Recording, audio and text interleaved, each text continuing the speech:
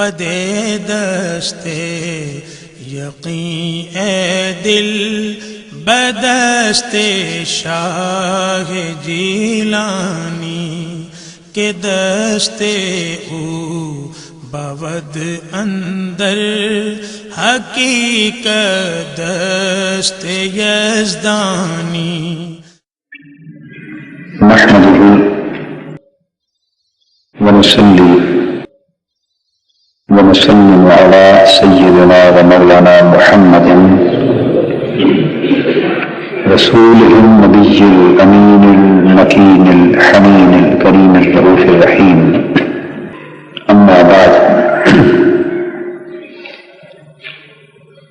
فأعوذ بالله من الشيطان الرجيم بسم الله الرحمن الرحيم فوجد عبدا من عبادنا آتيناه رحمة من عندنا وعلمناه من لدنا علما صدق الله مولانا العظيم. معزز مشائخ علماء کرام و محترم خواتین و حضرات، اللہ رب العزت کا فضل و کرم ہے کہ ہم آج اس کی توفیق اور اذن سے اس مبارک اجتماع جمعہ میں حاضر ہیں، اور واقعہ یہ ہے کہ اللہ جل مجدہ کے اذن اور اس کی توفیق کے بغیر انسان اس دنیا میں کچھ بھی نہیں کر سکتا. سو ہمہ وقت اللہ تعالیٰ کی بارگاہ سے انسان کو چاہیے کہ وہ توفیق خیر کی اور اس کی رضا کی اور اس کی بھلائی کی طلب کرتا رہے. قرآن مجید کی سورہ کہف میں سے جس آیہ کریمہ کا ذکر پچھلے جمعۃ المبارک میں ہم نے کیا، اور اس حوالے سے ہم چاہتے تھے کہ اللہ کے برگزیدہ منتخب بندوں کا اور اس کے ولیوں کا مقام بیان ہو، اور پھر بالخصوص سیدنا غوث العظم شیخ عبد القادر جیلانی رضی اللہ تعالی عنہ کے مقام اور مرتبہ پر گفتگو. آج بھی بحمد اللہ تعالی ہماری گفتگو کا موضوع وہی ہے. پچھلے خطاب جمعہ میں نے یہ عرض کیا تھا کہ اس آیہ کریمہ میں 3 الفاظ اور 3 تصورات قابل توجہ ہیں. ایک عبد کا، دوسرا رحمت کا، تیسرا علم کا. عبد کا لفظ، اس کا تصور اور عبد کی اقسام ہم پچھلے خطاب جمعہ میں عرض کر چکے ہیں. اس آیت کریمہ میں الفاظ کی یہ ترکیب کہ فوجد عبدا من عبادنا، کہ انہوں نے ہمارے بندوں میں سے ایک خاص بندے کو پا لیا. اس ترکیب لفظی کے حوالے سے میں نے عرض کیا کہ یہاں اللہ کے بندوں کی 3 قسموں کی طرف اشارہ ہے، اور بندگی کی 3 سطحوں اور 3 مقامات کی طرف اشارہ ہے. ایک کچھ اللہ کے عام بندے ہیں،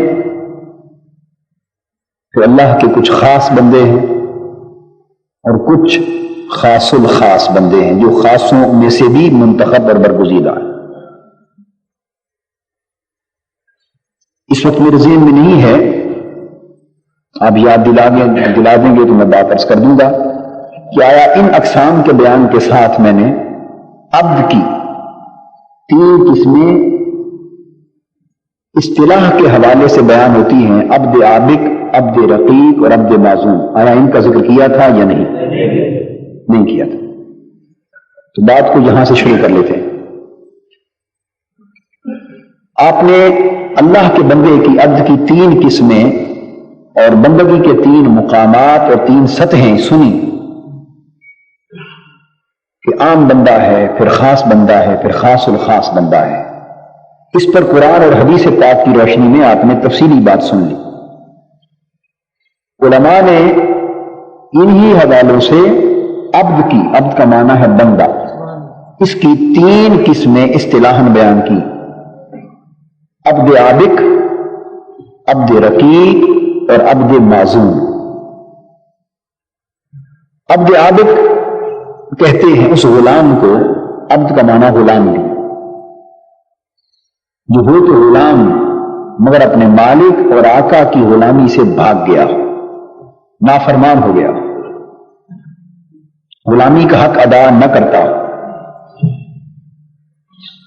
تو اس بھاگے ہوئے غلام کو، جو غلامی سے تو چھٹکارا نہیں ہو سکتا، اس لیے کہ اپنے سٹیٹس کے اعتبار سے ہے جو غلام، اس سے تو چھٹکارا مل نہیں سکتا. تو غلام ہو کر بھی غلامی سے بھاگ گیا، یعنی اپنے مالک کی نافرمانی کرنے لگا، اپنے آقا کے حکم عدولی کرنے لگا، اس کے حکم کا باغی ہو گیا. وہ عبد عابق. کفار و مشرکین اور مسلمانوں میں فاسق فاجر گناہگار لوگ جو اللہ کے حکم کو بھول کر اس کی اطاعت کے باغی ہو چکے ہیں عملاً، یہ عبد عابق کے زمرے میں آتے کہ اللہ کی غلامی اور بندگی سے عملاً بھاگ گئے، کہ نافرمان ہو گئے. اس کے بعد دوسری قسم ہے عبد رقیق.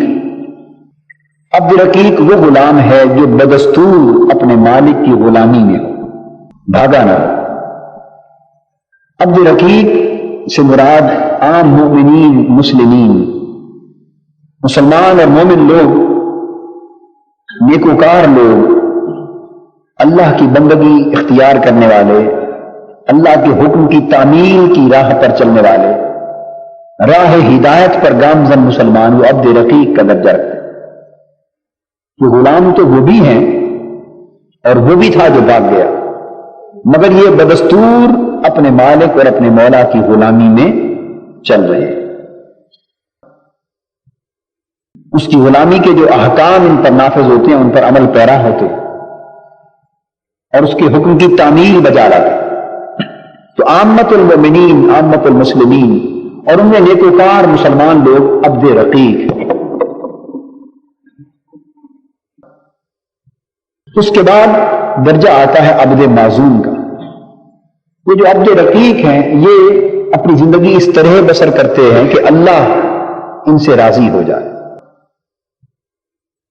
مالک ان سے خوش ہو جائے، سو اس کے حکم کی تعمیل میں رہتے ہیں، اس کی اطاعت کی بجا آوری میں رہتے ہیں تاکہ مالک خوش ہو جائے. اب تیسرا درجہ عبد معزون کا ہے. معزون اذن سے ہے. معزون کہتے ہیں عبد معزون اس غلام کو جسے مالک نے اپنا اذن عطا کر دیا ہو، اور اپنا اذن عطا کر کے اسے مالک نے اپنا نمائندہ ڈکلیئر کر دیا ہو. یعنی وہ غلام مالک کو اتنا خوش کرے اور مالک کے حکم کی اتنی بجا آوری کرے، اتنی تعمیل کرے، اتنی اطاعت کرے کہ اس اطاعت میں فنا ہو جائے. صبح و شام اسے سوائے مالک کے حکم کے اور کوئی دھن ہی نہ ہو، دن رات سوائے اپنے مالک اور اپنے آقا کو خوش کرنے کے اور اس کے حکم کی اطاعت بجا لاتے رہنے کے اور کسی کام سے سروکار ہی نہ ہو. تو جو اپنے مالک کی خوشی میں، مالک کی رضا میں، مالک کی اطاعت میں خود کو فنا کر دے، اتنا فنا کر دے کہ مالک کو اس پر کامل اعتماد ہو جائے کہ یہ صحیح طور پر میرا ہو گیا ہے، اعتماد ہو جائے. تو جب وہ مالک کا معتمد بن جاتا ہے، مقرب بن جاتا ہے اور اتنا خاص ہو جاتا ہے مالک کا، تو پھر مالک اسے اپنا اذن عطا کرتا ہے اور مالک کہتا ہے لوگوں سے کہ لوگوں، یہ ہے تو میرا غلام اور یہ میرا اتنا معتمد اور مقرب ہو گیا ہے کہ اب جو کچھ یہ کہے گا اس کی بات کو اس کی بات نہ سمجھنا، میری بات سمجھنا، جو کچھ یہ کرے گا وہ اس کا کام نہ جاننا، وہ میرا فعل اور میرا کام جاننا۔ اگر کسی سے یہ معاہدہ کر دے تو اب یہ میرا ایجنٹ ہے، جیسے آپ کانٹریکٹ لا میں وہ معاہداتی قانون میں دیکھتے ہیں، پرنسپل ہوتا ہے، ایک ایجنٹ ہوتا ہے، یعنی کسی کی جگہ دوسرا شخص بطور ایجنٹ کے، بطور نمائندے کے، بطور وکیل کے کام کرتا ہے، تو وہ جس معاہدے پہ دستخط کر دے، اگر اسے ایجنٹ بنا لیا گیا ہو، اذن مل گیا ہو، اور مالک کے دستخط بے شک نہ ہو، تو مالک ان دستخطوں کا پابند ہوتا، مالک اسے اون کرتا ہے، ڈس اون نہیں کرتا، وہ کبھی نہیں کہتا کہ اس پر تو اس کے دستخط ہیں، میرے تو نہیں ہیں، اس لیے کہ اب کہا جاتا ہے کہ اس کے دستخط تمہارے ہی دستخط ہیں، اس کی زبان تمہاری ہی زبان۔ وہ جس کے ساتھ کوئی معاملہ کر دے وہ مالک ہی کا معاملہ تصور ہوتا ہے، زبان اس کی ہوتی ہے مگر کلام مالک کا ہوتا ہے۔ گفتہ اللہ بغد گرچہ از حلقوم عبداللہ بغد، اس کا بولنا اللہ کا بولنا بن جاتا ہے، بات بے شک بندے کے حلق سے نکلتی ہے مگر قول رب کا ہوتا ہے۔ یہ عبد معزون ہے، اس کو اللہ نے اذن دے دیا اور اپنا بنا لیا، اور لوگوں میں اعلان کر دیا کہ اب جو کوئی اس سے دوستی رکھے گا وہ گویا مجھ سے دوستی کر رہا ہے، اور جو کوئی اس سے دشمنی کرے گا وہ مجھ سے اعلان جنگ کر رہا ہے، میرے ساتھ عداوت کو مول لے رہا ہے۔ تو جس بندے کو اللہ پاک اتنا مقرب کر کے عبد معزون کر لے وہ پھر خاصوں میں سے خاص ہو جاتا ہے۔ اس معزونیت کے درجے کئی بندہ خاص ہوتا ہے، کئی خاصوں میں سے بھی خاص ہوتا چلا جاتا ہے۔ یہ وہ مقام ہے جس کی نسبت علامہ اقبال نے کئی شعروں میں اس تصور کو واضح کیا کہ خودی کو کر بلند اتنا، بچپن سے آپ سنتے چلے آئے، خودی کو کر بلند اتنا کہ ہر تقدیر سے پہلے خدا بندے سے خود پوچھے بتا تیری رضا کیا ہے۔ یہ اذن دینے کی بات ہے، بتا تیری رضا کیا ہے۔ تو پہلے درجے دوسرے درجے میں بندہ پوچھتا تھا ہر حال میں ہر بار کہ مولا تیری رضا کیا ہے، تو جو تیری رضا ہو میں وہی کروں، بندہ پوچھتا تھا۔ اب مالک پوچھتا ہے کہ بندے بتا تیری رضا کیا ہے، جس پر تو خوش ہو میں وہی حکم دوں۔ میرا تو قلم ہی چلنا ہے نا تقدیر کا، اور میرا تو حکم زبان کون ہی ہلنی ہے، مجھے کیا فرق پڑتا ہے، تو جو تو چاہتا ہے وہی حکم دے دیتا۔ اس بندے کا مقام عبد معزون ہونے کے باعث ایسا مقام نہیں رہ جاتا کہ اس کے معاملے کو الگ اور اللہ کے معاملے کو الگ تصور کیا جائے، بلکہ اب اس کا بولنا، اس کا کہنا، اس کا پکڑنا، اس کا دیکھنا، اس کا گرفتار کرنا، اس کا خوش ہونا، اس کا ناراض ہونا، اس کا چاہنا، یہ سب کچھ اللہ ہی کے افعال بن جاتے۔ رہتا بندہ ہی ہے، رہتا غلام ہی ہے، مگر یہ ساری چیزیں اللہ کی طرف منسوب ہو جاتی ہیں، کس نسبت کی بنا پر؟ معزونیت کی نسبت کی بنا پر۔ تو یہ خاص الخاص بندہ ہو جاتا ہے۔ پھر اس کے وجود سے جو تاثیریں جنم لیتی ہیں وہ اس کی تاثیریں نہیں ہوتی، یہی مغالطہ پیدا ہوتا ہے ہمیں، اور جھگڑے جنم لیتے ہیں۔ ہم اس بندے کو بھی پہلی دو قسموں والے بندوں پر قیاس کرتے ہیں، اور ہم اسے بھی اپنے اوپر قیاس کرتے ہیں، جس طرح ہم اس کے نہیں ہوئے اور وہ اس شان سے ہمارا نہیں ہوا، تو ہم سمجھتے ہیں ہر کوئی ایسا ہی ہوگا۔ مولانا روم رحمت اللہ علیہ نے ایک حکایت لکھی ہے، بہت عرصہ ہوا پڑھے ہوئے اس حکایت کو، ممکن ہے کوئی تھوڑا سا فرق آ گیا ہو یاداشت میں، لیکن کچھ اس طرح ہے وہ حکایت کہ ایک شخص نے طوطا رکھا ہوا تھا، اس کو پیار کرتا تھا، اس کو پڑھاتا، وہ بولتا، بڑا سنبھال کے رکھا ہوا۔ ایک روز اس نے مالک کا نقصان کر دیا، اس کا کسی چیز میں نقصان کر دیا، مالک کو غصہ آیا، پھر اس کا تیل گرا دیا یا اس کا نقصان کر دیا یا کوئی چیز جلا دی۔ مالک کو غصہ آیا، اس نے اس کے سر پہ چھڑی ماری، ضربیں لگائیں، چوٹیں لگائیں، اس سے اس کے نازک تو ہوتی ہے جلد، اس کے سر کے بال جھڑ گئے، گر گئے، وہ گنجا ہو گیا۔ اب جب گنجا ہو گیا اور کچھ خفا بھی ہوا تو اس نے بولنا چھوڑ دیا، اس نے بولنا چھوڑ دیا۔ کئی دن گزر گیا، مالک بڑے یتن کرے کہ اتنی محنت سے اسے پڑھایا تھا، سمجھایا تھا، بولنے کے قابل کیا تھا، اتنی بات پہ یہ ناراضی ہو گیا۔ اب وہ طوطا بولنا چھوڑ گیا، چپکے سے دکان میں بیٹھا رہے، پہلے گاہکوں سے بات چیت کرتا تھا، اس کا کاروبار خوب چمکتا تھا، گاہک بنتے تھے نا، وہ طوطے کے شوق سے آ کھڑے ہوتے تو چلو جس کو کچھ نہ بھی خریدنا ہوتا وہ بھی خرید لیتے۔ یہ دکانداری تو اسی طرح چلتی ہے نا، یعنی گاہک، ہمارے احباب کپڑے کا کافی ہیں کاروبار کرنے والے، گاہک تو کوئی خاص قسم کا کپڑا خریدنے کے لیے آتا ہے، دکاندار کے پاس وہ کپڑا نہیں ہوتا، اسے علم ہے کہ یہ وہ چاہ رہا ہے اور میرے پاس وہ نہیں، وہ اسے کبھی نہیں کہے گا کہ نہیں ہے، وہ اس کو 20 تھان اور اس سے بھی اعلیٰ کھول کے دکھا دے گا، بھائی یہ بھی ہے جی، بھائی یہ بھی وہی چیز ہے، یہ اس سے اعلیٰ، اور لائٹیں جتنی دکان میں ہوں گی سب جلا دے گا تاکہ اصل رنگ کا پتہ نہ چلے، اور خوب چمک دمک ہو، اور تھانوں پہ تھان کھول کے دکھا دے گا۔ وہ کہے گا جی مجھے وہ چاہیے، وہ کہے گا لو جی وہ بھی لو، وہ اٹھا کے ایک اور تھان کھول دے گا، بھائی مجھے یہ نہیں، مجھے فلاں کپڑا چاہیے، لو جی وہ بھی پیش کرتا ہوں، ایک اور تیسرا تھان کھول دے گا۔ اصل کپڑے کی طرف نہیں آنا اس نے، اس لیے اتنا کچھ اس کے سامنے پیش کر دے گا کہ اس نے لینا تو کیا تھا وہ بھول گیا، اب لے کر ہی کچھ نہ کچھ جائے گا۔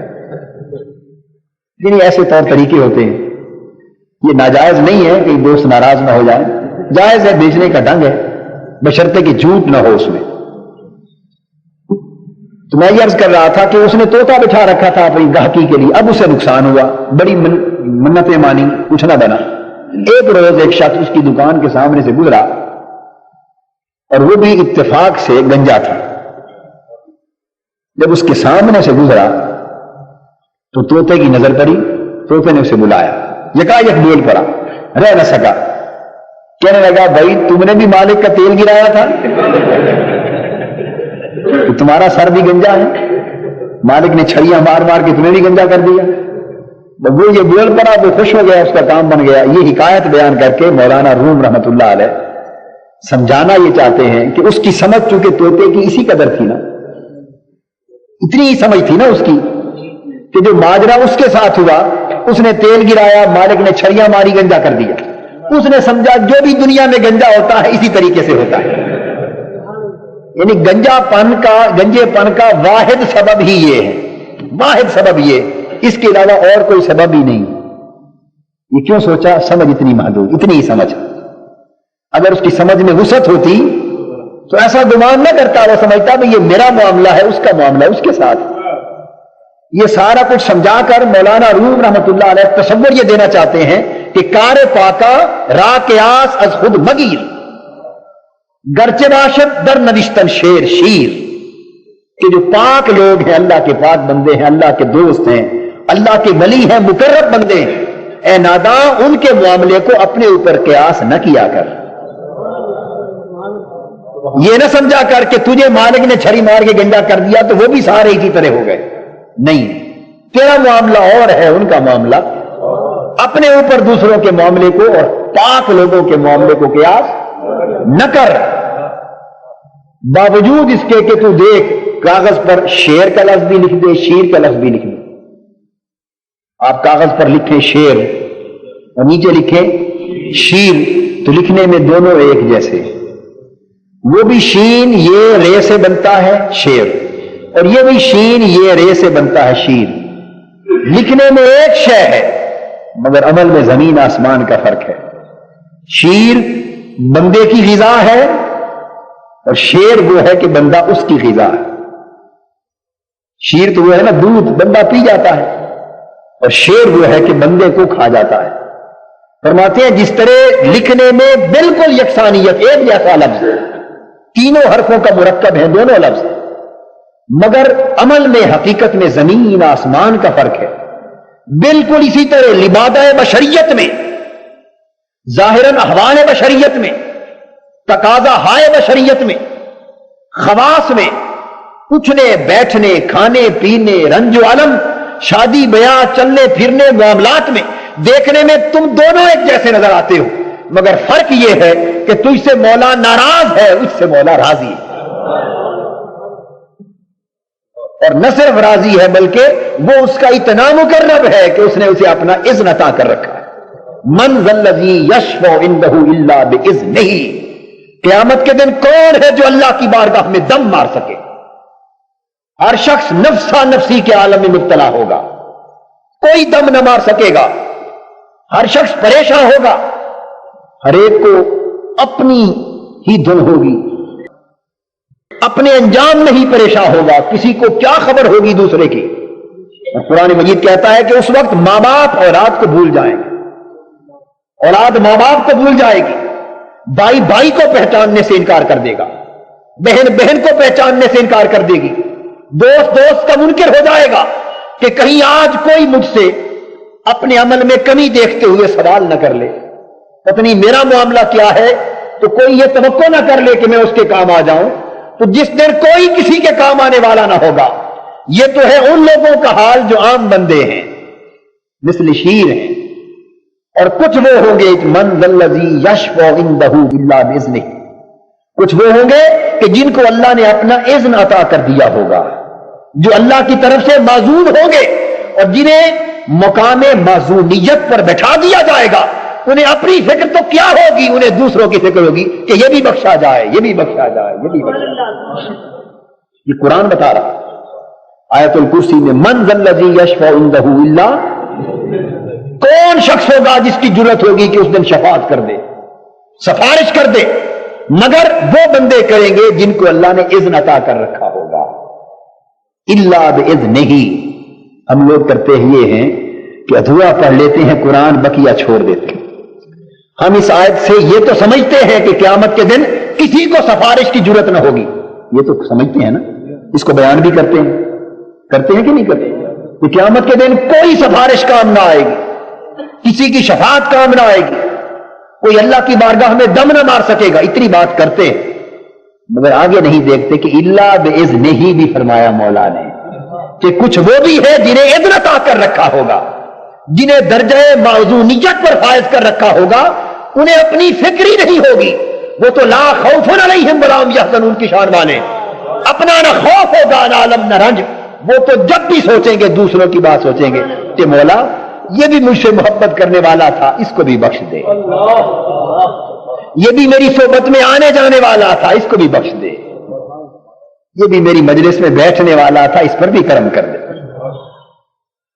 حدیث پاک میں ہے کہ نوبت اذن کی اور معزونیت کی یہاں تک ہوگی کہ ایک شخص جنت میں جا رہا ہوگا، ملائکہ اسے جنت میں لے جا رہے ہوں گے، حدیث پاک میں راستے میں اچانک اسے ایک شخص آواز دے گا، یہ نظر اٹھا کہ اللہ کا نیک بندہ دیکھے گا کہ کس نے آواز دی، تو دیکھے گا کہ کچھ فرشتوں نے ایک شخص کو پکڑا ہوا ہے اور گھسیٹ کر دوزخ کی طرف لے جا رہے ہیں، گھسیٹ کر دوزخ کی طرف لے جا رہے ہیں۔ اس شخص کی نگاہ اس نیک بندے پر پڑ گئی ہے، اس نے آواز دی ہے کہ خدا کے لیے ذرا رک جا، میری بات سنتا چل۔ یہ رک جائے گا، اس کے قدم رک جائیں گے، پوچھے گا بھائی پریشان حال کیا ماجرا ہے، میں تیرے کیا کام آ سکتا ہوں؟ وہ کہے گا آپ نے مجھے پہچانا نہیں، اللہ کے نیک بندے کیا تم نے مجھے پہچانا نہیں؟ یہ شخص کہے گا میں نے تو نہیں پہچانا، تو اپنی پہچان کروا دے۔ وہ کہے گا میں وہ شخص ہوں کہ آپ ایک روز سفر میں تھے اور آپ کو پیاس تھی، میں نے آپ کو پانی پیش کیا تھا، آدمی تو اچھا نہیں، گناہگار ہوں، اسی کا نتیجہ بھگت رہا ہوں، اپنی گناہگاری اور فسق و فجور کا نتیجہ بھگت رہا ہوں، مگر میں وہ ہوں کہ سفر کے دوران آپ کی خدمت میں پانی پیش کیا تھا، کھانا پیش کیا تھا۔ تو پوچھیں گے اب تو کیا چاہتا ہے؟ حضرت اور تو کوئی بات نہیں، اتنی نسبت ہے آپ سے، مجھے یہ دوزخ میں گھسیٹ کے لے جا رہے ہیں۔ حدیث پاک میں آتا ہے اللہ کے نیک بندے کے قدم رک جائیں گے اور کہے گا باری تعالیٰ اس شخص کا مجھ پر احسان ہے جو میں دنیا میں اس کا بدلہ نہیں چکا سکا، اب میں جنت میں نہیں جاتا جب تک ساتھ یہ نہ جا، اس کے احسان کا بدلہ چکانا۔ تیرا وعدہ ہے حل جزاء الاحسان الا الاحسان، کہ تم پہ جو کوئی احسان کرے تم بھی اس کا بدلہ احسان سے چکایا کرو۔ اب دنیا ختم ہو گئی، اس کا احسان قائم رہا، میں بدلہ احسان کے ساتھ چکا نہ سکا، آج اس احسان کا بدلہ دینا چاہتا ہوں۔ تو رحمت حق بہانہ نہیں جوید، بہانہ نہیں جوید۔ اللہ کی رحمت بخشش کے لیے بہانے تلاش کرتی ہے، ڈھیروں کے ڈھیر تلاش نہیں کرتی اعمال کے۔ اسے اپنے محبوب معزون بندے کی یہ سخاوت پسند آ جائے گی، اور وہ کہے گا کہ تو میرا بندہ ہو کر اتنا سخی ہے تو میں تو رب ہوں، لے جا ساتھ لے جا ساتھ لے۔ تو آپ نے اندازہ فرمایا کہ معزونیت شان ہی اور ہے۔ ہم اپنے اوپر دوسروں کو قیاس کر لیتے ہیں، کہاں عبد معزون، کہاں عبد رقیق، کہاں عبد عابق، یہ سب یکساں نہیں ہو سکتے۔ تو میں یہ عرض کر رہا تھا یہی قیامت کا دن ہوگا جس میں نفسا نفسی تو سن رکھا ہے نا آپ نے، کہ کسی شخص کو کوئی ہوش نہ ہوگا، سنا ہے کہ نہیں؟ کثرت سے سنا ہے، مگر اتنی حالت بھی نہیں ہے جو ہم لوگ آپ کو سناتے ہی رہتے ہیں۔ خیر میری تو عادت نہیں ہے کہ میں اتنا ہی ڈراتا رہوں، میں تو امید کی طرف زیادہ کھینچ کے لے جاتا ہوں آپ، میں تو محبت کی رحمت کی بات زیادہ کرتا ہوں۔ عذاب کی بات حق ہے، عذاب کی بات، پر اللہ نے طبیعت ایسی بنائی ہے کہ اس کی بجائے رحمت اور امید کی طرف دھیان زیادہ جاتا ہے، اس لیے کہ جتنا دھیان اس کی امید پر زیادہ رکھیں گے اتنا کرم ہو جائے گا، اتنا کرم ہو جائے گا کہ بندے نے میری رحمت پر جب اتنی امید لگا رکھی تھی تو میں اس کو مایوس کیوں کروں؟ تو پہلے ہی امید کیوں توڑ دے، پہلے ہی امید کیوں توڑ دے؟ یہ امید کا رشتہ قائم رہنا چاہیے۔ وہ بھی پسند کرتا ہے لا تقنطوا من رحمت اللہ، ان اللہ یغفر الذنوب جميعا، میرے گناہگار بندو اللہ کی رحمت سے مایوس نہ ہوا کرو، اگر بخشنے پر آ جائے تو سارا کچھ بخش دیتا ہے۔ قرآن کہہ رہا ہے ان اللہ یغفر الذنوب جميعا، اس کا مطلب یہ بھی نہیں کہ شیر ہو جاؤ اور بدکاریاں اور گناہ اور جھوٹ اور فسق و فجور اور بے ایمانی اور بددیانتی کا ارتکاب انسان کرتا پھرے، نہیں، یہ بغاوت ہے، یہ اپنے مولا کے خلاف بغاوت ہے، اور ادھر بغاوت کرے ادھر امیدیں رکھے، یہ دونوں میں تضاد ہے۔ طریقہ یہ ہے کہ جتنا کچھ ہو سکے مولا کو راضی کرے، جتنا کچھ ہو سکے مولا کو راضی کرے۔ کوئی لمحے کے لیے اٹھ جاتا ہے رات کو، کوئی گھنٹے کے لیے اٹھ جاتا ہے، کوئی وہ بھی ہے جو ساری رات اٹھے رہتے ہیں۔ جتنی بساط ہے یاد کر لے، جتنی طاقت ہے اطاعت کر لے، جتنی ہمت ہے اسے بنا لے، مگر اللہ کی اطاعت کا حق ہم سے ادا نہیں ہو سکتا۔ ہماری عبادتیں بھی کوتاہی ہیں، ہماری اطاعتوں میں بھی گناہ ہے، اللہ کی شان ہماری عبادتوں اور اطاعتوں سے بھی بلند ہے۔ سو وہ جو نقص رہ جائے اس نقص کے حوالے سے پھر امید کی طرف رشتہ قائم رکھے۔ تو یہ تو آپ نے سنا کہ نفسا نفسی کا عالم ہوگا اور ہر کوئی تھرا رہا ہوگا، اس میں کوئی شک نہیں۔ عامت الناس کے لیے یہی حال ہوگا قیامت کا۔ آپ بادشاہ کی عدالت دیکھتے ہیں، اس دنیا میں اللہ پاک اپنے نظام قدرت کے نقشے دکھاتا ہے۔ آپ بڑے صاحب جاہ و جلال بادشاہ کی، حکمران کی بہت بڑا آمر ہو، اس کی عدالت اور اس کے دربار کا نقشہ دیکھیں، عام آدمی جاتے ہوئے کانپتا ہے، ڈرتا ہے کہیں خطا نہ ہو جائے، کہیں غلطی نہ ہو جائے، اور ڈرتا ہے، کانپتا ہے، تھراتا ہے۔ یہ اس کے دربار، اس کی عدالت کا روب اور دبدبہ، اس میں کوئی شک نہیں، یہ نفسا نفسی کی کیفیت ہے۔ مگر جب اندر جا کے آپ دیکھتے ہیں تو کچھ وہ بھی ہیں جو بادشاہ تو نہیں ہیں تو اس کے درباری، مگر مقرب درباری، اس کے محبوب درباری، جن سے اس بادشاہ کو پیار ہے، جن سے پیار ہے۔ تو جن سے اسے پیار ہے وہ بھی وہاں بیٹھے، آپ بھی بیٹھے، اب ایمان سے کہیے دونوں کا حال یکساں ہوگا؟ وہ بے خوف و خطر بیٹھے ہوں گے کیونکہ انہیں علم ہے کہ بادشاہ کو ہم سے پیار ہے، اور پیار بھی یوں ہی تو نہیں نہ ہو جاتا، پیار کے لیے بھی کچھ کرنا پڑتا ہے۔ اور جنہیں نہ پیار ہے نہ مقربیت حاصل ہے، وہ گھبرا رہے ہیں، ڈر رہے ہیں کہ معمولی سی خطا بھی ہو جائے تو خدا جانے کیا ہو جائے۔ جس طرح آپ دیکھتے ہیں دنیاوی جاہ و جلال والے بادشاہ کے ہاں بھی دو طرح کے درباری، کچھ وہ بھی ہیں جو بے خوف و خطر ہیں، وہ محبوب لوگ ہیں، وہ ایاز کی مانند ہیں، وہ ایاز کی مانند ہیں. کچھ وہ ہیں جو ہر وقت تھرا رہے، ہر وقت ڈر رہے ہیں، وہ باقی درباریوں کی مانند ہیں. اب باقی درباریوں کی سمجھ میں یہ بات نہیں آتی کہ ایاز کے ساتھ ایسا سلوک کیوں ہے، کیونکہ ایاز جو نہ بن سکے، ایاز بن جاتے تو ساری بات کھل جاتی، کیونکہ ایاز نہیں بن سکے اس لیے بات سمجھ میں نہیں آتی. بس اللہ کی بارگاہ میں بھی عام کیفیت تو یہی تھرانے کی ہوگی، خوف اور دبدبہ و جلال کے ساتھ ڈر کی ہوگی. مگر کچھ اس کے وہ بھی ہیں درباری، اس کے بندے، اس کے غلام، جن سے اسے پیار ہے. ان کے ساتھ سلوک کیا ہوگا؟ حدیث پاک میں حضور علیہ الصلوۃ والسلام سے سنیے. یہی قیامت کا دن، یہی قیامت کا دن ان سے سلوک کیا ہوگا؟ یہ عبد معذور ہیں، یہ وہ ہیں جنہیں اذن عطا کر دیا گیا ہے. تو جب وہ معذونیت کے مقام پر آتے ہیں تو ان کے ساتھ معاملہ بدل جاتا ہے. پھر معاملہ کیا ہوگا ان کا؟ حضور علیہ الصلوۃ والسلام فرماتے ان من عباد اللہ لاناسا ما هم بانبیاء ولا شہداء یغبطهم الانبیاء والشہداء بمکانهم من اللہ عندهم یوم القیامہ.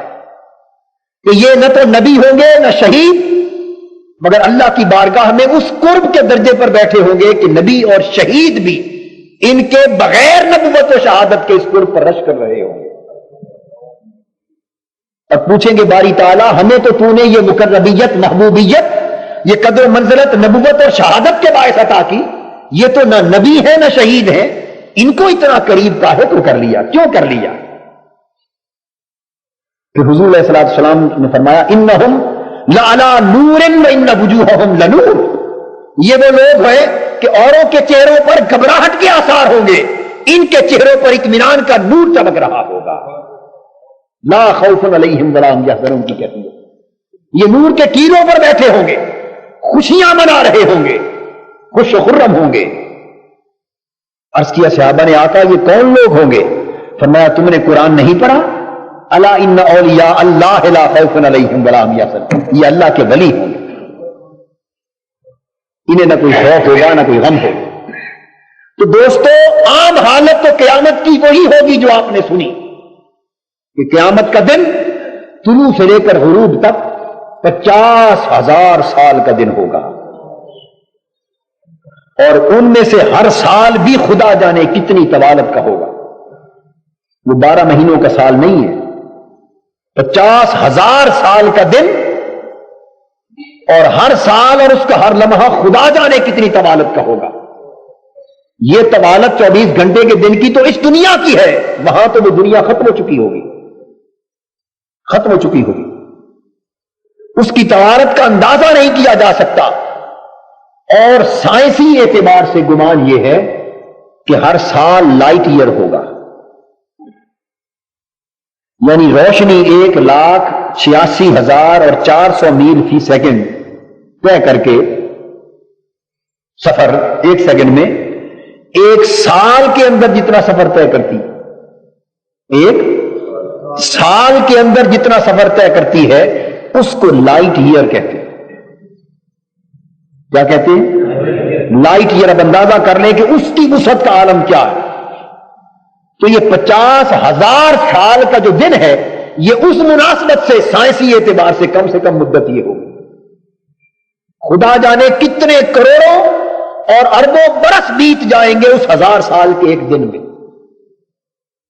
عام کیفیت یہی ہوگی کہ سورج کی تپش سوا نیزے کے برابر محسوس ہوگی، ہر شخص تھرا رہا ہوگا.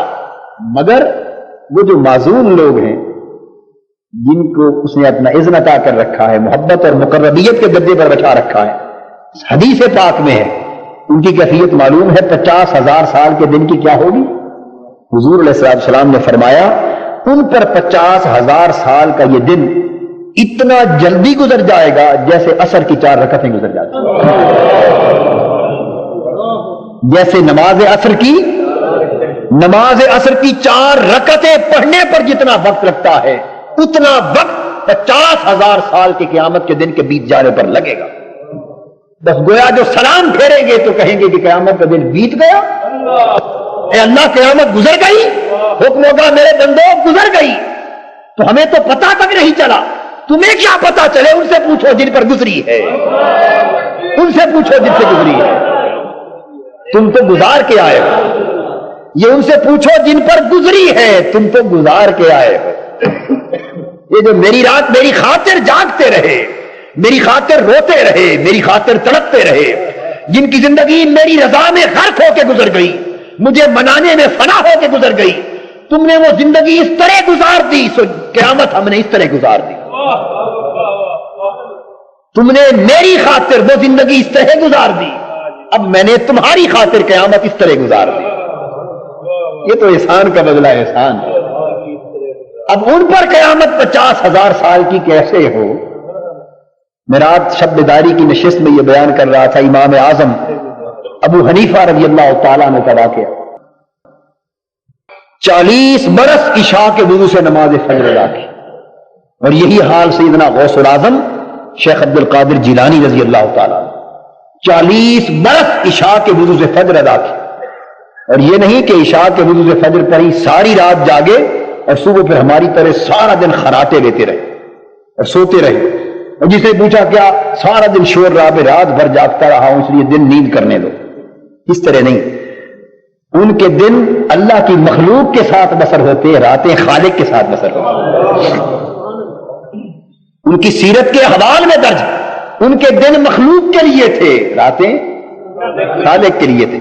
نہ دن کو غافل ہوتے نہ رات کو غافل ہوتے. انہوں نے زندگی اس طرح گزار دی. ایک شخص کہتا ہے کہ میں صبح سے رات تک امام اعظم ابو حنیفہ رحمۃ اللہ علیہ کے معمولات کو دیکھتا رہا. پڑھاتے رہے، درس دیتے رہے، واز کرتے رہے. ظہر کے بعد تھوڑا سا آرام کیا، عشاء تک صبح سے لے کر مسلسل پڑھاتے رہے. عشاء کی نماز ہوئی تو گھر چلے گئے. میں بیٹھا رہا. میں نے سمجھا جس شخص نے صبح سے لے کر رات تک مسلسل کام کیا ہے اور پڑھایا ہے اور درس دیا ہے، واز دیا ہے، صاف ظاہر ہے انسانی جسم میں اس میں کیا سکت رہ گئی ہوگی، اب آرام کریں گے. مگر وہ شخص کہتا ہے کہ میں نے دیکھا کہ تھوڑی ہی دیر میں امام اعظم بھیس بدل کر واپس مسجد میں تشریف لے آئے. وہ دن کا لباس تھا وہ بدل گیا، اب رات کا لباس آ گیا، بدل گیا. مسجد کے کونے میں آ گئے. کہتا میں چلا گیا، میرا چراغ تھا دیا، وہاں تیل اس میں تھوڑا تھا، ٹمٹما رہا تھا. میں نے کہا میں آ کے تھوڑی دیر کے بعد اپنا دیا لے جاؤں. لیکن جب میں واپس آیا تو میں نے دیکھا کہ امام اعظم رحمۃ اللہ علیہ تنہا مسجد کے کونے میں کھڑے، اپنی داڑھی اپنے ہاتھ میں پکڑی ہوئی اور اس کو کھینچتے ہیں اور اللہ کی بارگاہ میں ساری رات رو کر عرض کرتے رہے کہ تیرا مجرم تیری بارگاہ میں ہے، اسے معاف کر دینا. ساری رات داڑھی پکڑ کے کھینچ کر رو کر ساری رات لجاجت کرتے رہے کہ مولا اسے معاف کر دے، اس مجرم کو معاف کر دے. وہ شخص کہتا ہے کہ ساری رات بیت گئی، فجر کی اذان ہو گئی، اس مستی اور بے خودی میں اذان کا بھی ہوش نہیں رہا. میں گیا چراغ لینے کے لیے، بجھانے کے لیے کہ فجر کا وقت ہو گیا. جب سامنے آیا تو آپ نے مجھے دیکھا اور فرمایا، آپ نے سمجھا کہ چونکہ ابھی عشاء کی نماز ختم ہوئی ہے تو شاید یہ شخص گھر جانے کے لیے اپنا چراغ اٹھانے آیا ہے. ابھی نماز عشاء ختم ہوئی ہے، شاید یہ شخص گھر جانا چاہتا ہے، اپنا چراغ لینے کے لیے آیا ہے. آپ نے فرمایا اللہ کے بندے اپنا چراغ اٹھانے آئے ہو؟ وہ کہتا ہے حضرت اب تو اٹھانے کا وقت نہیں رہا، بجھانے آیا، اب تو فجر ہو گئی. آپ رو پڑے، عرض کی اللہ کے بندے جو کچھ تم نے دیکھا کسی کو بیان نہ کرنا. آپ نے 2 سنتیں پڑھی، نماز فجر ادا کی، چلے گئے. وہ شخص کہتا ہے میں نے سمجھا اب دن کو آرام کریں گے، بس تھوڑی دیر گزری پھر لباس بدل کے واز اور درس کے لیے تشریف لیا. اور کہتے ہیں میں نے زندگی کے طویل عرصہ آپ کی خدمت میں گزارا، بس دن بھی اسی طرح بیتتا، رات بھی اسی طرح بیتتی. تو اللہ پاک فرمائیں گے میرے بندو تم نے میری خاطر زندگی اس طرح گزار دی، میں نے تمہاری خاطر قیامت اس طرح گزار دی. پتہ بھی نہیں چلے گا کہ کتنا وقت بیتا. سید عالم حضرت فاطمہ الزہرا رضی اللہ تعالیٰ عنہ، سردیوں کی طویل راتیں ہوتی، اب سجدہ ریز ہوتی، نفل پڑھتی، سجدے میں جاتی، طویل سجدہ کرتی، ساری رات اس سجدے میں گزر جاتی. اور ادھر نماز فجر کے لیے جب آذان ہوتی، نماز فجر کے لیے اذان ہوتی تو اٹھ کر نماز مکمل کر کے سلام پھیرتی اور ایک ٹھنڈا سانس لیتی، آہ بھرتی اور کہتی، عرض کرتی، مولا آہ بھر کے اتنی چھوٹی راتیں بنائی ہیں کہ جی بھر کے ایک سجدہ بھی ادا نہیں ہو سکتا۔ تو جنہوں نے دن اور راتیں اس مولا کے لیے اس طرح گزار دی ہیں وہ عبد معزون ہیں، ان کے لیے قیامت وہ رب اس طرح گزار دے گا۔ تو آپ نے دیکھا نا کہ سارے لوگ کار پاکاں را قیاس از خود مگی، پاک بندوں کو اپنے اوپر قیاس نہ کیا کرو، ان کا حال اور ہے، ہمارا حال اور ہے، ہم نجاستوں اور غلاظتوں میں آلودہ ہیں، اور وہ لوگ ہیں جنہیں طہارت اور پاکیزگی کے اونچے رتبے عطا کر دیے گئے۔ تو میں یہ عرض کر رہا تھا کہ یہ 3 درجے ہیں عبد کے، عبد عابق، عبد رقیق اور عبد معزون۔ تو جب بندہ اللہ کا عبد معزون ہو جاتا ہے، اس کے نفس کو نفس مطمئنہ سے اٹھا کر نفس راضیہ پر ہی نہیں بلکہ نفس مرضیہ پر فائز کر دیا جاتا ہے۔ اسے ارشاد ہوتا ہے، یا ایتھا النفس المطمئنہ ارجعی الی ربک راضیۃ مرضیہ فادخلی فی عبادی وادخلی جنتی۔ اے نفس مطمئنہ، اب لوٹا اپنے رب کی طرف، لوٹا اپنے رب کی طرف اس حال میں کہ تو اس سے راضی ہے اور وہ تجھ سے راضی ہے۔ تو نے اسے منانا چاہا، وہ مان گیا، اب وہ تجھے ہر وقت چاہتا ہے کہ تو راضی رہے۔ اور اب میرے خاص الخاص بندوں میں شامل ہو جا، مدخلی جنتی۔ اور جب میرے خاص الخاص بندوں میں شامل ہو جائے گا پھر جنتیں سب کچھ تیری ہیں، پھر جنتیں تیری ہیں۔ حضور علیہ الصلوۃ والسلام کے حوالے سے اعلیٰ حضرت نے یہ بات کہی کہ میں تو مالک ہی کہوں گا کہ وہ مالک کے حبیب، میں تو مالک ہی کہوں گا کہ وہ مالک کے حبیب، یعنی محبوب و محب میں نہیں میرا تیرا۔ جب رشتہ محبت قائم ہو جاتا ہے تو میرے تیرے کا فرق مٹ جاتا ہے۔ جب تک خیریت رہتی ہے تب تک تقسیم رہتی ہے کہ یہ میرا ہے یہ تیرا ہے۔ جب خیریت کی دیواریں گرا دی جائیں اور رشتہ محبت استوار ہو جائے پھر محبت کرنے والا کہتا ہے، محبوب جو کچھ میرا ہے وہ تیرا ہے، اب میرے تیرے کا فرق قائم نہیں۔ یہ عبد معزون ہوتا ہے، پھر اس کی زبان سے جو کچھ نکلتا ہے وہ رب کا ہوتا ہے، اس لیے کہ اب اور کچھ تیرا کیوں نہ ہو جب خود میں تیرا ہو گیا، جب خود میں تیرا ہو گیا تو باقی سب کچھ تیرا کیوں نہ ہو۔ کی محمد سے وفا تو نے تو ہم تیرے ہیں، یہ جہاں چیز ہے کیا لوح و قلم تیرے۔ تو دوستو میں تو آج بات در حقیقت رحمت اور علم کے موضوع پر کرنا چاہتا تھا آگے، لیکن آپ نے یاد دلا دیا تو تقسیم بندے کی رہ گئی تھی، آج پھر دن اسی پر گزر گیا۔ انشاءاللہ آئندہ جمعہ ہم رحمت اور علم کے موضوع پر گفتگو کریں گے اور سیدنا غوث پاک کے مرتبے کے حوالے سے آگے بات چلے گی۔ وما علینا الا البلاغ۔ بدے دستے یقین اے دل بدستے شاہ جیلانی کے دستے او بود اندر حقیقت دستے یزدانی کے دستے او بود اندر حقیقت دستے یزدانی